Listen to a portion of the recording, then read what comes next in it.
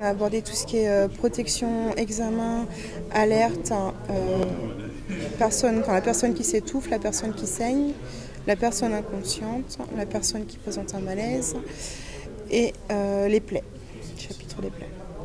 Et là, du coup, on va commencer des mises en place, des mises en situation pour voir si les acquis sont là.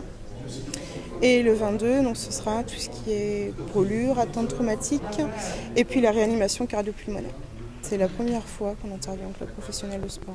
Ça permet justement, tout ce qui est en prévention des accidents sportifs et prise en charge derrière, c'est bien parce que dans les milieux sportifs, c'est un manque aussi de formation aux gestes de premier secours. C'est une formation au premier secours, donc pour nous en tant que com déjà et en tant que joueur de basket, savoir comment se débrouiller dans ces situations-là, c'est vraiment un plus. Ça nous servira normalement toute notre vie, donc aider quelqu'un, ça peut arriver n'importe quand.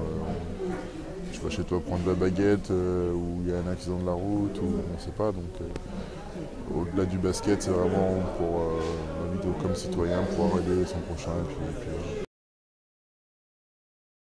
Il était censé être le parrain de l'événement et voilà, donc il l'aurait fait, sa femme est là aujourd'hui aussi, parce que voilà, c'est des choses qui sont, je pense, pour tout citoyen important de maîtriser. C'est ludique, c'est pas trop difficile.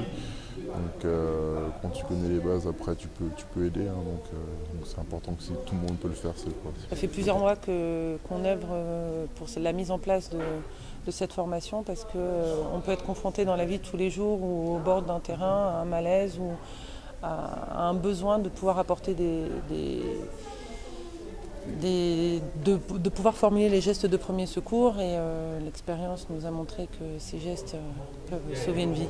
C'est très important parce que aussi bien pour des sportifs de niveau au bord d'un terrain, mais n'importe où dans la rue, on peut être amené ou au bord de terrain de sport amateur, on peut être amené à être témoin d'un malaise ou de quoi que ce soit et pouvoir prodiguer ces gestes de premier secours sont très importants. Malheureusement, les gens n'y pensent pas et on espère qu'à travers cette opération, en fait, déjà à travers les clubs de basket de Pro A et Pro B, si déjà on peut amener les clubs à apporter cette formation aux joueurs, c'est déjà très important.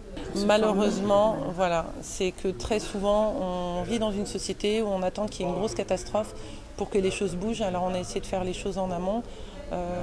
Effectivement, Thierry n'a pas eu d'une certaine façon cette chance-là, mais si on peut à travers ça éviter des catastrophes, parce qu'on entend de plus en plus que des sportifs du dimanche s'écroulent sur des terrains ou en faisant leur footing. Et si une personne lambda peut apporter les gestes de premier secours, c'est toujours une vie de sauvée.